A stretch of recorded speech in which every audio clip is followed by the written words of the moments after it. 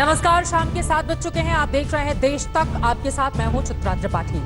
आधे हिंदुस्तान में बारिश ने कोहराम मचा रखा है। क्या पहाड़, क्या मैदान, सब पानी पानी हो रहे हैं। अगले आधे घंटे में हम आपको दिखाएंगे सैलाब के रोंगटे खड़े कर देने वाले अलग अलग हिस्सों की तस्वीरें। यूपी, बिहार, असम, हिमाचल से लेकर दक्षिण भारत का हाल। इसके अलावा बात होगी मोदी के अयोध्या प्लान की और राजस्थान में चल रहे सियासी खिचड़ी की भी, वो भी बिना ब्रेक के। लेकिन सबसे पहले शो की शुरुआत राजधानी दिल्ली के साथ करते हैं, जो 2 घंटे की बारिश में दरिया बन गई।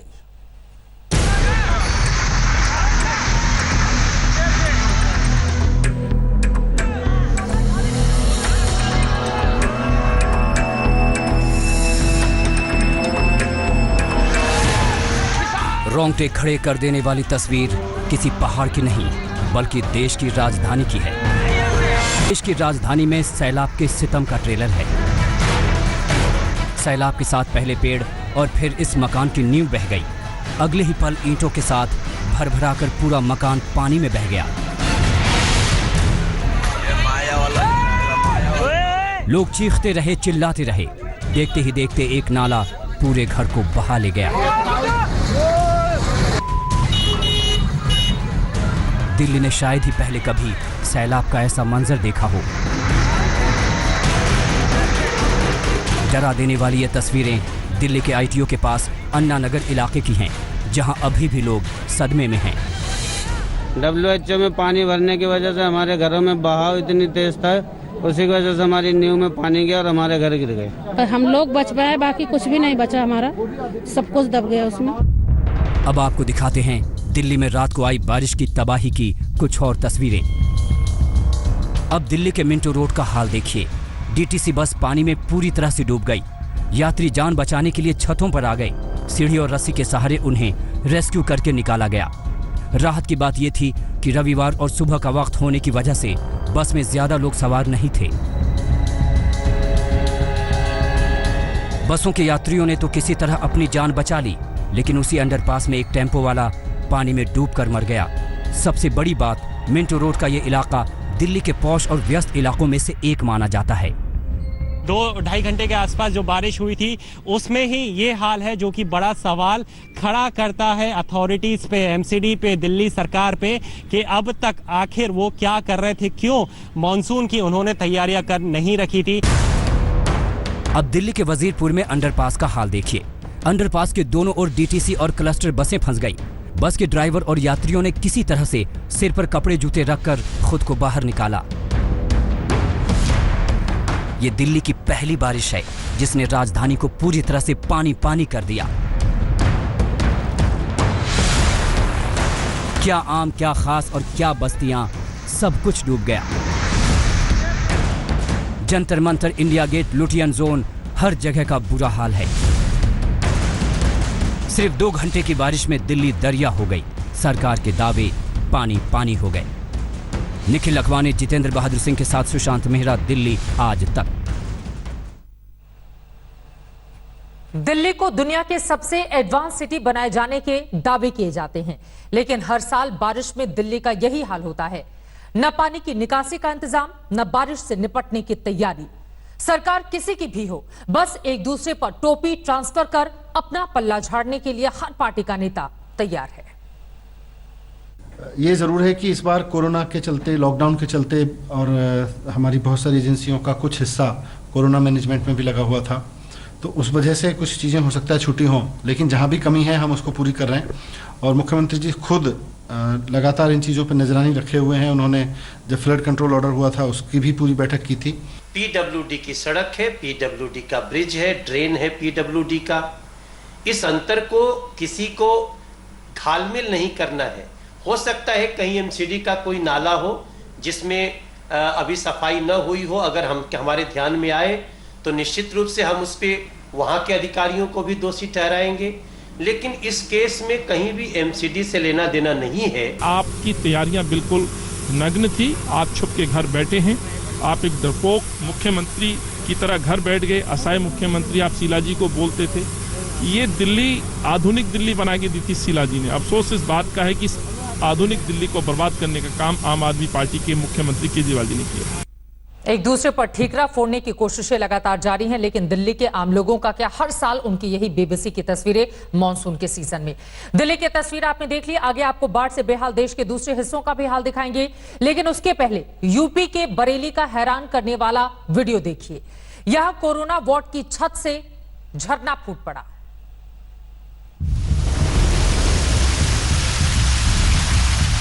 एक तो कोरोना की मार, ऊपर से पानी का प्रहार।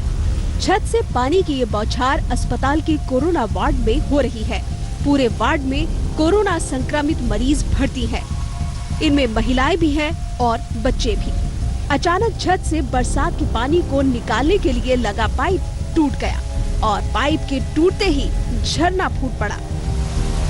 ये हालात बरेली के राजश्री हॉस्पिटल और मेडिकल कॉलेज में पैदा हुए, जो एक निजी अस्पताल है, लेकिन प्रशासन ने यहाँ कोरोना संक्रमित मरीजों के इलाज का इंतजाम कर रखा है। मोटी धार सीधे कोविड वार्ड में हाहाकार मचाने लगी और मरीजों के होश उड़ गए, लेकिन संक्रमण के चलते उनके सामने कहीं और जाने का रास्ता भी नहीं था। जब वार्ड तालाब में तब्दील हो गया और किसी ने कार्रवाई नहीं की, तो ये वीडियो ट्विटर पर डाल दिया गया। इसके बाद प्रशासन की नींद खुली। तो ये पता चला कि कंस्ट्रक्शन एक्टिविटी के कारण वहाँ पे एक प्लम्बिंग फेलियर हो गया था, जिसके कारण ये एकदम से रेन वाटर गिरने लगा बरसात के समय। तत्काल जो है वहाँ से जितने भी रोगी भर्ती थे उनको हटाया गया और रिपेयर कल ही इसको करा के ठीक कर दिया गया। अभी स्थिति कंट्रोल है। प्रशासन के मुताबिक मरीजों को शिफ्ट कर दिया गया है, लेकिन इन तस्वीरों ने सियासी तूफान खड़ा कर दिया। मरीज परेशान है, स्वास्थ्य कर्मी परेशान है, लेकिन सरकार के मुखिया सदी का सबसे कमजोर वायरस जैसे बचकाना बयान देकर जवाबदेही से मुंह फेर रहे हैं। बरेली कोविड अस्पताल का हाल देखिए। कोविड वार्ड में इतना झरना फूट पड़ा है। दरअसल अंतर्राष्ट्रीय योग दिवस पर सीएम योगी ने कोरोना को सदी का सबसे कमजोर वायरस कहा था। उधर अखिलेश यादव ने भी झरने का वीडियो ट्वीट कर लिखा है, ये है उत्तर प्रदेश में क्वारंटीन सेंटर का हाल। पानी नहीं पर झरना बह रहा है। विपक्ष का आरोप है कि अगर योगी सरकार कोरोना के खिलाफ लड़ाई में अच्छे इंतजामों का दावा करती है, तो फिर ऐसी तस्वीर क्यों सामने आती है? बरेली से कृष्णराज के साथ ब्यूरो रिपोर्ट, आज तक। यूपी में झरना बह रहा है तो आपको उसके पड़ोसी राज्य बिहार लेकर चलते हैं, जहां पर बाढ़ ने हाहाकार मचा रखा है। सूबे के 8 जिले इसकी चपेट में हैं। कोरोना विस्फोट के बीच बाढ़ का कहर बिहार पर भारी पड़ रहा है। इन सब के बीच बिहार में आसमानी बिजली गिरने से आज 8 लोगों की मौत हो गई।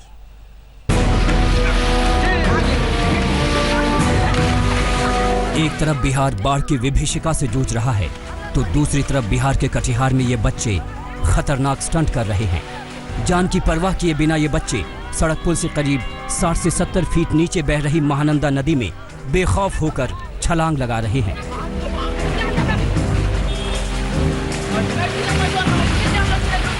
हैरानी इस बात की है कि कोई इन्हें रोक भी नहीं रहा है। बड़े लोगों की दलील ये है कि ये बच्चे तैराकी में माहिर हैं, लेकिन ये डर बराबर बना हुआ है कि अति आत्मविश्वास कहीं घातक न साबित हो जाए।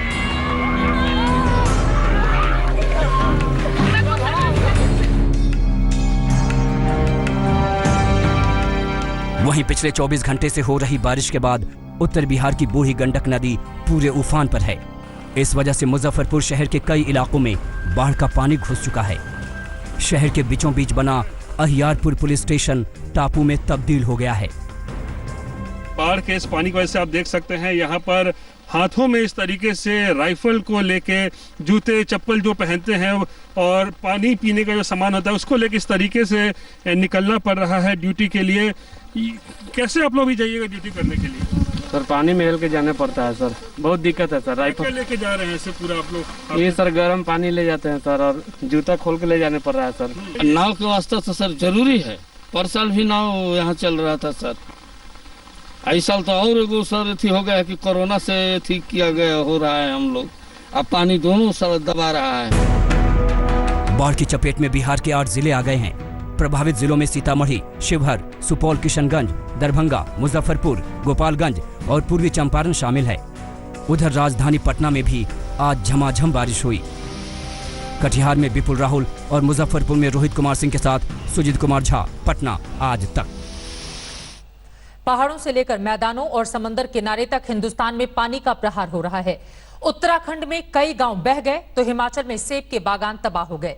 कोची में समंदर की हाहाकारी लहरों ने सुनामी की याद दिला दी है। हिमाचल प्रदेश के किन्नौर जिले की है, जहां सांगला घाटी के पास बटसेरी गांव में अचानक बाढ़ आ गई। पहाड़ों में हुई मूसलाधार बारिश के बाद बांसपा नदी का जलस्तर अचानक बढ़ गया। बाढ़ में फंसे मजदूरों को रस्सी डालकर बचाया गया। बांसपा नदी में उफान आने से किन्नौर के सेब बागानों को भारी नुकसान पहुंचा है।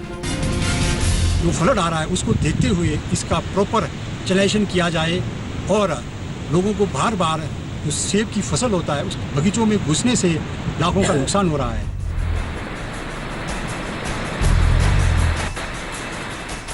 ये तस्वीरें उत्तराखंड के मुनस्यारी की हैं, जहां 2 दिन से पहाड़ों की चोटियों में हो रही मूसलाधार बारिश छोड़ी बगड़ गांव के लिए काल बन गई। गोरी नदी में तेज बहाव में 5 मकान तिनके की तरफ बह गए। चीन सीमा को जोड़ने वाला मदनकोट पुल भी तेज बहाव नहीं झेल पाया। इस पुल की मरम्मत कुछ दिन पहले ही की गई थी। इसके बह जाने से कई गांवों का संपर्क मुख्यालय से टूट गया है।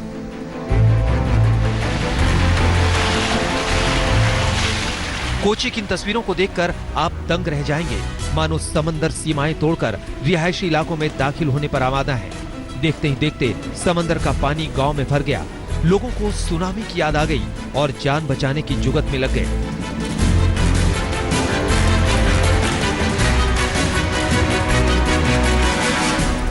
असम में बाढ़ के चलते 81 लोगों की अब तक मौत हो चुकी है। राज्य के 25 जिलों के करीब 27,30,000 लोग प्रभावित हैं। अब प्रशासन के लिए राहत और बचाव कार्य बड़ी चुनौती बने हुए हैं। और इसका जलस्तर हजारों लाखों लोगों को अपनी चपेट में ले लेता है। 81 लोग अपनी जान तो गंवा चुके हैं, हजारों लाखों फिलहाल विस्थापित हैं। सरकारी मदद उन तक पहुंचाई जा रही है।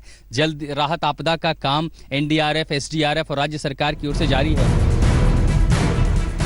सोनीपत 2 घंटे की मूसलाधार बारिश के बाद पानी पानी हो गया।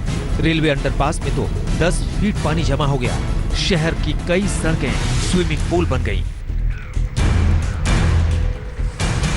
ग्रेटर नोएडा की दादरी कोट चौकी में भी झमाझम बारिश के बाद पानी भर गया। पुलिस वालों को सुरक्षा व्यवस्था छोड़कर पानी निकालने में जुटना पड़ा। ग्रेटर नोएडा से अरविंद ओझा और गुवाहाटी से आशुतोष के साथ आज तक ब्यूरो। देश के ज्यादातर हिस्सों में बारिश और बाढ़ के बीच जो हालात बने हुए हैं, सबके बीच बड़ी जानकारी आपको दे दें। प्रधानमंत्री नरेंद्र मोदी ने बाढ़ पर कई राज्यों के मुख्यमंत्रियों से फोन पर बातचीत की है।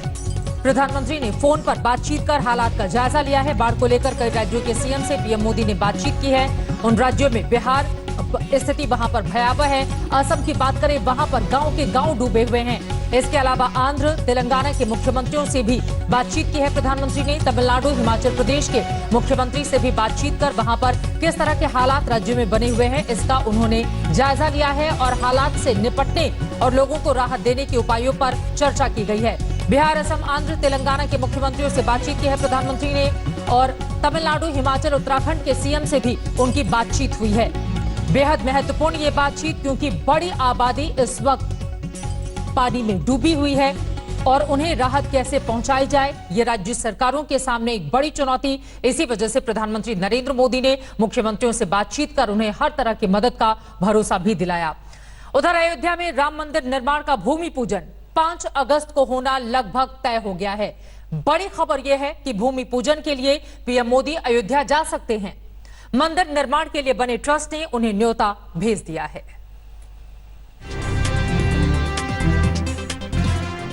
अयोध्या पर सुप्रीम कोर्ट का फैसला आने के बाद जिस पल का इंतजार था वो भी जल्द आने वाला है। अयोध्या में श्री राम जन्मभूमि कार्यक्षेत्र ट्रस्ट की अहम बैठक हुई, जिसमें तय किया गया कि भूमि पूजन पीएम मोदी के हाथों से कराया जाएगा।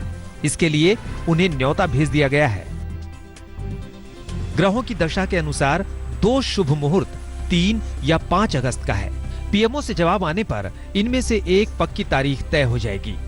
ट्रस्ट के सूत्रों की माने तो पीएम मोदी 5 अगस्त सुबह 11 बजे से 1 बजे के बीच भूमि पूजन में शामिल होंगे। इसके विधि विधान की शुरुआत सुबह 8 बजे हो सकती है। स्वामी नृत्य गोपाल दास जी महाराज ने प्रधानमंत्री जी को निवेदन किया है,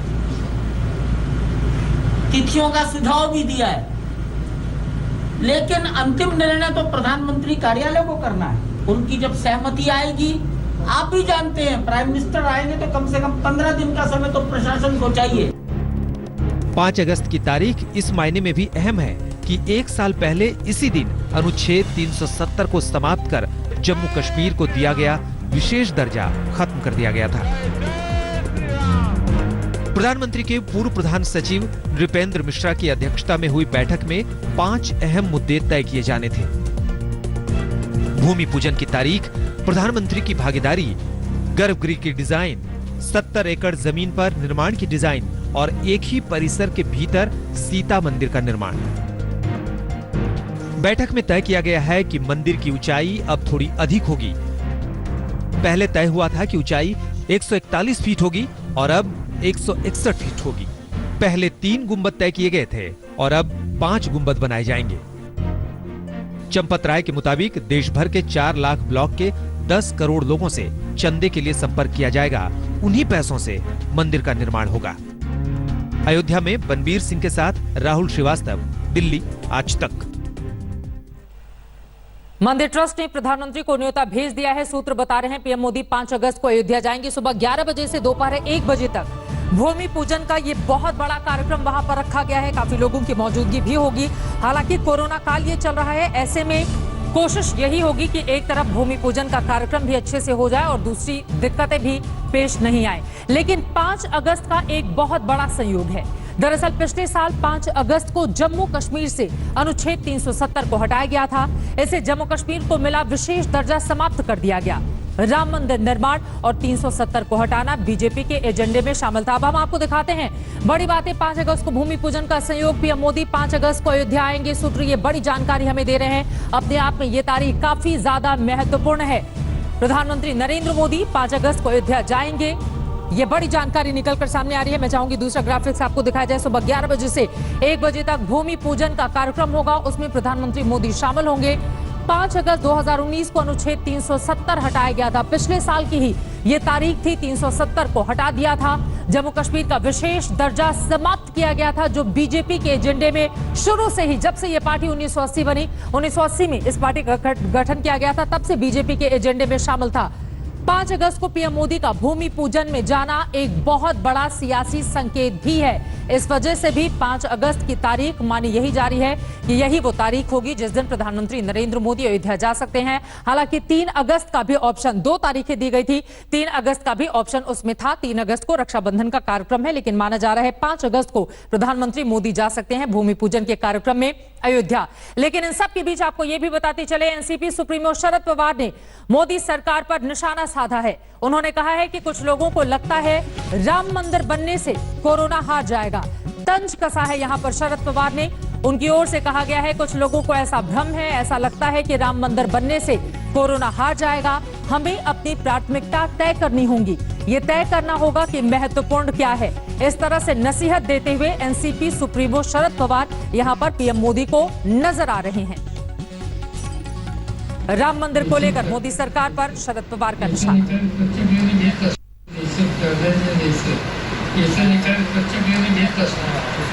आम्हाला असं वाटतं की कोरोनामध्ये सापडलेले लोक त्याला कसं बाहेर काढायचं, त्या कामाला आपण काढणार नाही. काही लोकांना असं वाटत असेल की मंदिर बांधून कदाचित कोरोना जाईल आणि त्या बांधण्याने कदाचित त्याने हा काही तो घेतला असावा, मला माहिती नाही, काळजी मला माहिती नाही. अयोध्या जाने को लेकर पीएम का कार्यक्रम तय होना है, लेकिन इन सब के बीच एनसीपी सुप्रीमो शरद पवार का पीएम मोदी पर निशाना आप सुन रहे थे। उन्होंने खुद क्या क्या बड़ी बातें कही हैं। आगे बढ़ते हुए आज की एक और महत्वपूर्ण खबर आप तक पहुंचाते हैं। रात को पति पत्नी के बीच झगड़ा हुआ और सुबह पत्नी और 2 मासूम बच्चों के शव घर में पड़े मिले। ये सनसनीखेज वारदात दिल्ली के निहाल विहार इलाके की है। पति वारदात के बाद से ही फरार है। पुलिस को शक है कि पति ने ही पूरे परिवार को धारदार हथियार से मौत के घाट उतार दिया।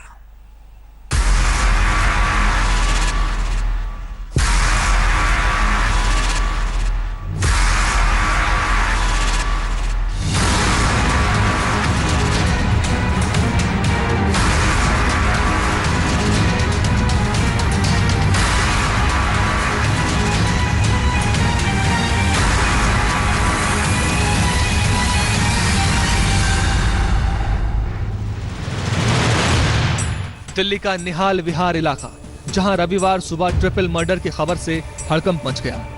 शिवराम पार्क इलाके की गली नंबर 19 का यही वो घर है जहां प्रीति नाम की एक महिला और उसके 2 बच्चों को बेरहमी से मौत के हवाले कर दिया गया। 28 साल की महिला, 8 साल के बच्चे और 5 साल की बच्ची के शव घर के अंदर खून में लथपथ पड़े मिले। शनिवार रात प्रीति और उसके पति गगन के बीच रोज की तरह झगड़ा हुआ था, जिसकी खबर उसने फोन पर अपने पिता को दी। रविवार को जब पिता ने बेटी का हालचाल जानने के लिए फोन किया तो बेटी ने फोन नहीं उठाया। परेशान पिता सुबह करीब 11:30 बजे जब उसके घर पहुंचा तो घर में अंधेरा छाया हुआ था। अंदर नजरें दौड़ाई तो तीनों के शव नजर आए। वो दारू बहुत पीता था और बहुत तंग करता था। पहले भी कोई लड़ाई झगड़ा होता था? झगड़ा बहुत करता था, आए दिन झगड़ा करता रहता था। कर्जा ले खा पी रहा था सब। उसका जो है हम लोग ये सोचा कि चलो सुधर जाएगा, अब सुधर जाएगा, अब सुधर जाएगा, नहीं सुधरा। पिता की सूचना पर पुलिस मौके पर पहुंची। तफ्तीश में घर से एक हथौड़ा बरामद हुआ। पुलिस के मुताबिक तीनों की हत्या धारदार हथियार से की गई है। हथौड़े का इस्तेमाल भी वारदात में हो सकता है। प्रीति का पति गगन वारदात के बाद से फरार है और फिलहाल पुलिस का प्राइम सस्पेक्ट है। प्रीति के पिता का कहना है कि गगन नशे का आदी था, ठीक से काम नहीं करता था और इसीलिए अक्सर दोनों के बीच झगड़ा होता था। शनिवार रात को भी ऐसा ही झगड़ा हुआ, लेकिन किसी ने नहीं सोचा था कि उस झगड़े का अंजाम इतना खौफनाक होने वाला है। पुलिस ने फॉरेंसिक जांच के बाद तीनों शवों को पोस्टमार्टम के लिए भेजा है। हत्या का मामला दर्ज किया गया है और आरोपी पति की तलाश की जा रही है। पुलिस घर के आसपास लगे सीसीटीवी फुटेज को भी खंगाल रही है। ओपी शुक्ला के साथ तंसीम हैदर, दिल्ली आज तक। नमस्कार, मैं हूं अंजना ओम कश्यप। हमें उम्मीद है ये वीडियो आपको पसंद आया होगा।